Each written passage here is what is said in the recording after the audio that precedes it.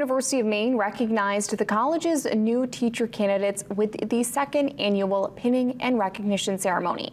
UMaine education students were recognized for their commitment to teaching during their transition into the next phase of upper-level courses. Students must maintain a B or higher and complete a portfolio reflecting on a week's worth of field experience ahead of the ceremony. The university hopes to celebrate students' commitment to teaching during a time of nationwide teacher shortages.